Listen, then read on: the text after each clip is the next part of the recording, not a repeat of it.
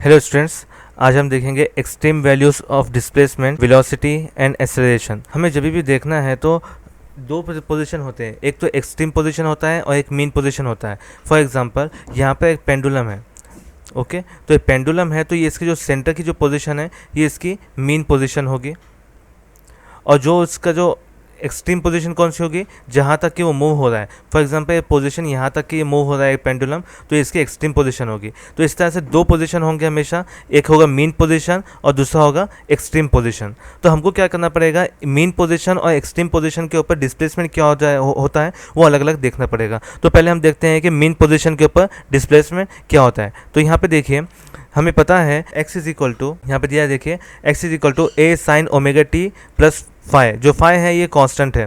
तो अब देखिए यहाँ पर जब हमारे पास ये मीन पोजीशन होगी तो यहाँ पर हमारी जो वैल्यू होगी इसकी, ये पूरे एंगल की जो वैल्यू होगी वो 0 या फिर पाई होगी, ठीक है। 0 या फिर पाई होगी क्योंकि यहाँ पर 0 और पाई के ऊपर वैल्यूज चेंज नहीं होते हैं, तो इस तरह से 0 या फिर पाई होगी। और हम अगर देखें तो साइन 0 की वैल्यू हमेशा 0 होती है। और इस तरह से हम अगर यहाँ पे पुट किए तो x मिनिमम जो आ गया वो आपका 0 आएगा। क्यों? क्योंकि a साइन 0 मतलब होता है a into 0 is equal to 0 हो जाएगा। यानी मीन पोजीशन पे आपका डिस्प्लेसमेंट क्या हो जाएगा, 0 होगा। यहाँ पे मीन पोजीशन पे डिस्प्लेसमेंट 0 होगा। उसी तरह से अगर हमको एक्सट्रीम पोजीशन पे देखना है तो एक्सट्रीम पोजीशन कौन सी होगी, एक्सट्रीम पोजीशन होगी उसकी π/2 या फिर 3π/2, ठीक है। ये दो पोजीशन उसके एक्सट्रीम पोजीशन हो सकते हैं, लास्ट टाइम हमने देखा है। तो हम क्या करेंगे, अब इसको इस फॉर्मूले में पुट किए तो a साइन π/2 या फिर 3π/2 हमारा क्या हो जाएगा, हमेशा इसकी वैल्यू 1 होगी। जब इसकी वैल्यू 1 होती है तो आपका क्या हो जाएगा, x मैक्सिमम यानी डिस्प्लेसमेंट मैक्सिमम कब होगा आपका, प्लस माइनस a, ठीक है। प्लस माइनस a जो होगा आपका मैक्सिमम होगा जब आपके एक्सट्रीम पोजीशन पे होगी। तो यहाँ पे हमने क्या किया, डिस्प्लेसमेंट देखे, उसके वैल्यूज देखे कि मीन पोजीशन के ऊपर क्या हो जाता है आपका डिस्प्लेसमेंट 0 होगा और मैक्सिमम के ऊपर extreme position plus minus a होगा, ठीक है। नेक्स्ट देखते हैं। तो चलिए वेलोसिटी की बात करते हैं हम।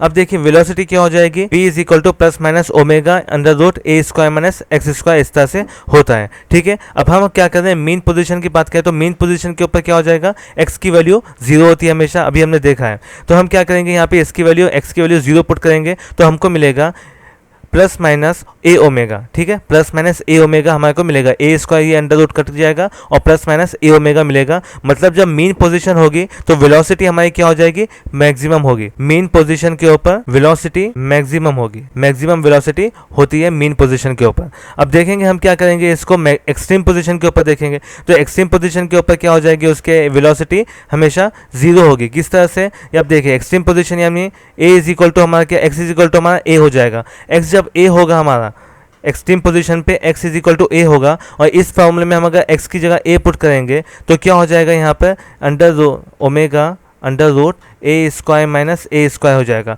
जब ये 0 हो जाएगा तो ये पूरा टर्म 0 हो जाएगा, यानी इसका वैल्यू क्या हो जाएगा, v minimum is equal to 0 हो जाएगा। यानी एक्सट्रीम पोजीशन के ऊपर वेलोसिटी हमेशा 0 होगी। अब यहाँ पर देखिए ये जो है वेलोसिटी और डिस्प्लेसमेंट दोनों एग्जैक्टली अपोजिट है, दोनों एक दूसरे के अपोजिट है। जब देखिए डिस्प्लेसमेंट में क्या हो रहा था, हमारा मीन पोजीशन के ऊपर हमारी क्या हो जाती थी, मिनिमम वैल्यू हमको मिल रही थी और एक्सट्रीम पोजीशन पे हाई वैल्यू मिल रही थी। लेकिन वेलोसिटी में अब क्या हो जाएगा, आपका मीन पोजीशन के ऊपर वेलोसिटी आपको मैक्सिमम मिलेगी और एक्सट्रीम पोजीशन के ऊपर वेलोसिटी आपकी मिनिमम मिलेगी, ठीक है। नेक्स्ट देखते हैं एक्सेलरेशन। एक्सेलरेशन देखते हैं, A is equal to omega square X, इस तरह से होता है, ठीक है। अब देखिए ओमेगा स्क्वायर एक्स इस तरह से हमारा होता है। तो हम क्या करेंगे, अगर a मिनिमम अगर पुट करेंगे, x की वैल्यू अगर 0 पुट करेंगे तो एक्सेलरेशन हमारा क्या हो जाएगा, 0 हो जाएगा। और अगर हम क्या करेंगे, इसके मैक्सिमम वैल्यू पुट करेंगे यानी x की जगह a पुट करेंगे तो हमारे को आंसर मिलेगा ओमेगा स्क्वायर a। इस तरह से आपकी एक्सेलरेशन में मैक्सिमम और मिनिमम वैल्यू इस तरह से आएगी। चलिए नेक्स्ट देखते हैं। नेक्स्ट है न्यू पॉइंट है एम्पलीट्यूड ऑफ SHM। अब देखिए एम्पलीट्यूड क्या होता है, the maximum displacement of a particle performing SHM from its mean position is called the amplitude of SHM। अब देखिए यहाँ पर कि एम्पलीट्यूड होगा कि एक जो पेंडुलम है, फॉर एग्जांपल पेंडुलम है, ये कितने हाई परफॉर्म कर रहा है, ठीक है, कितनी दूर तक के ये जा रहा है। तो इसको हम क्या करेंगे, पार्टिकल जो मेन पोजीशन से वो कितनी दूर तक जा रहा है, फॉर एग्जांपल यहाँ तक के वो जा रहा है, तो ये हो जाएगा उसका एम्पलीट्यूड। अब यहाँ पे एम्पलीट्यूड का अगर हमको फॉर्मूला देखना है तो एम्पलीट्यूड क्या हो जाएगा इसका, x is equal to A sine omega T plus five. ये हमारे को फॉर्मूला पता है, ये आपको याद रखना चाहिए। तो यहाँ पे क्या हो जाएगा इसका एम्पलीट्यूड का, तो यहाँ पे देखिए the particle we have the its maximum displacement when sine omega T is equal to plus minus one, यानी जब क्या हो जाएगा इसका प्लस माइनस वन होगा, इसका क्या हो जाएगा एम्पलीट्यूड मैक्सिमम होगा, और जब ये जीरो होगा तो इसका मिनिमम पोजीशन होगा। तो यहाँ पर देखिए उसका जो डिस्प्लेसमेंट है, ठीक है, इसका जो डिस्प्लेसमेंट है ये वो क्या हो जाएगा आपका A sine omega T plus five. तो अब देखिए दो चीज़ों के ऊपर ये डिपेंड करता है। तो साइन देखिए पाई बाय टू और थ्री पाई बाय टू, अगर हम इसकी जगह क्या करिए पाई बाय टू और थ्री पाई बाय टू अगर देखें तो sine pi by two comma three pi by two में क्या होता है, ये क्या होता है थ्री पाई बाय टू में चेंज होता है, इसकी वैल्यूज चेंज होती है। और पाई और टू पाई में क्या होता है, इसकी वैल्यू नो चेंज होती है, नो चेंज होती है। तो हम क्या कर सकते हैं, इसको इजीली लिख सकते हैं कि यहाँ पर देखिए साइन की जगह पाई बाय टू या थ्री पाई बाय टू रखेंगे तो उसकी वैल्यू चेंज होगी, जो कि प्लस माइनस वन आएगी। और लेकिन अगर हम क्या करेंगे साइन की जगह पाई या फिर टू पाई रखेंगे तो उसकी वैल्यू क्या आ जाएगी, आपको जीरो आएगी, ठीक है, यहाँ पे इसकी वैल्यू जीरो आएगी। तो यहाँ पे दो वैल्यू के ऊपर प्लस माइनस वन मिलेगा, यानी साइन पाई बाय टू या फिर थ्री पाई बाय टू के ऊपर साइन की वैल्यू आपकी वन आएगी, यानी इसके ऊपर क्या आ जाएगा, यहाँ पे एम्पलीट्यूड आपका मैक्सिमम होगा। और जब भी आपका जो डिस्प्लेसमेंट है पाई या फिर टू पाई होता है तो वहाँ पे उसकी वैल्यू जीरो होती है, साइन की वैल्यू जीरो होती है। इस तरह से क्या हो जाएगा आपका मिनिमम, आपका उस तरह से एम्पलीट्यूड आएगा। चलिए नेक्स्ट देखते हैं। यहाँ पे नेक्स्ट है पीरियड ऑफ SHM। तो पीरियड के लिए देखिए हमें पता है कि ये एक पेंडुलम है, इसको पूरा परफॉर्म करने के लिए यानी यहाँ से यहाँ तक कि जब रोटेट हो रहा है इसको कितना टाइम पीरियड लग रहा है एक रोटेशन कंप्लीट करने के लिए, तो हम उसको बोलते हैं period. The time taken by the particle performing SHM to complete one oscillation is called the period of SHM। यानी यहाँ से यहाँ तक का एक जो राउंड है कंप्लीट करने के लिए उसको कितना टाइम लग रहा है उसको हम बोलेंगे सिंपली पीरियड। तो उसमें क्या हो जाएगा, ये हमको फॉर्मूला पता है, A is equal to A sine omega T plus five, ठीक है, ये फाइव जो है हमारा कांस्टेंट होता है। अब यहाँ पर ध्यान दीजिए जब भी क्या आ जाएगा, यहाँ पर जो टाइम है ये जो टाइम है ये टाइम क्या हो जाएगा हमारा। अब ये देखिए फॉर एग्जांपल यहाँ पे सिर्फ और सिर्फ हम क्या करते हैं टी लिखते हैं, तो यहाँ पे अगर हम क्या करेंगे यहाँ से यहाँ तक का जो टाइम है वो चेंज हो रहा है, टाइम चेंज हो रहा है मतलब हमारे पास यहाँ पे टाइम चेंज होने के वजह से हम इसको यहाँ पे लिखेंगे T plus capital T. For example यहाँ से यहाँ तक यहाँ पे टी था और यहाँ से यहाँ तक आने के लिए उसको कुछ टाइम लगा है कैपिटल टी, तो टी प्लस टी लिखेंगे। और हमको पता है टी इज इक्वल टू क्या होता है, two pi divided by omega होता है, टू पाई बाय ओमेगा। तो हम क्या लिखेंगे इसको यहाँ पे सिंपली यहाँ पे लिखेंगे x is equal to A sine omega और यहाँ पे लिखेंगे T plus two pi by omega, two pi by omega plus five. तो अब यहाँ पे क्या आ जाएगा उसका answer, two pi by omega, यहाँ पे हो जाएगा x is equal to A sine omega T plus two pi plus five, ठीक है। इसको हमने क्या किया है सिंपली, ये देखिए ये ब्रैकेट ओपन किया है तो ओमेगा ओमेगा यहाँ से कट जाएगा, ओमेगा टी प्लस टू पाई बचेगा सिर्फ प्लस फाइव। अब यहाँ पे हम क्या करेंगे इसको सिंप्लीफाई करें तो हमारे को आंसर मिलेगा x is equal to A sine omega T plus five, ठीक है, A sine omega T plus five. ये हमारे को क्या करेगा क्या होगा आंसर मिलेगा, क्योंकि यहाँ पे हमने क्या किया है टू पाई जो होगा वहाँ पे वैल्यू होती है वो चेंज नहीं होती है, इसलिए हमने क्या किया इसको कंप्लीटली हमने इसको इग्नोर कर दिया है, टू पाई को इग्नोर कर दिया है और यहाँ पे आपको मिलेगा A sine omega T plus five. ये आपका क्या एक आपका इक्वेशन आएगी। इसके आगे देखिए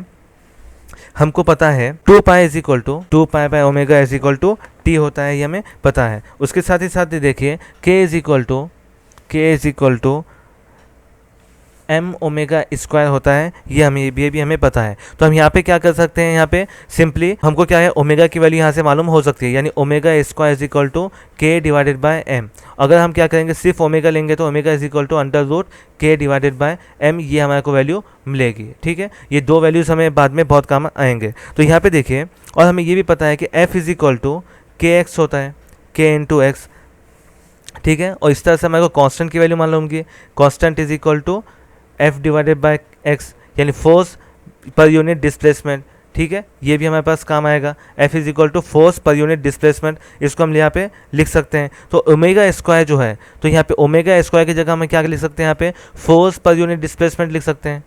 omega square is equal to F by X whole divided by M, इस तरह से हम इसको लिख सकते हैं। और ये x डिवाइडेड में आ जाएगा omega square equal to F divided by X M, इस तरह से होगा। और हमें क्या पता है एक्सेलरेशन क्या होता है हमारे पास, F is equal to M A होता है, F is equal to M into A होता है। और हम क्या करेंगे, इसको एक्सेलरेशन मालूम करेंगे तो एफ डिवाइडेड बाय एम होगा इस तरह से। और हम क्या सकते हैं, देखिए यहाँ पे एफ डिवाइडेड बाय एम हमारे को मिल रहा है, ये जो पार्ट है एफ डिवाइडेड बाय एम, इसकी जगह हम एक्सेलरेशन यानी ए पुट कर सकते हैं, यानी omega square is equal to A divided by X, इस तरह से आपको मिलेगा। यानी ये क्या हो जाएगा, एक्सेलरेशन पर यूनिट डिस्प्लेसमेंट होगा, एक्सेलरेशन पर यूनिट डिस्प्लेसमेंट। ठीक है, समझ में आएगा यहाँ तक का। अब देखिए इसके बाद का बहुत सिंपल है, जस्ट हम क्या कर रहे हैं, 1 बाय 1 वैल्यूज पुट कर रहे हैं, उसको सिंप्लीफाई कर रहे हैं। अब देखिए यहाँ पे हमारे पास वैल्यू है 2 pi divided by omega is equal to T, ये हमारे पास क्या है। अब हम क्या करेंगे, इसके यहाँ पे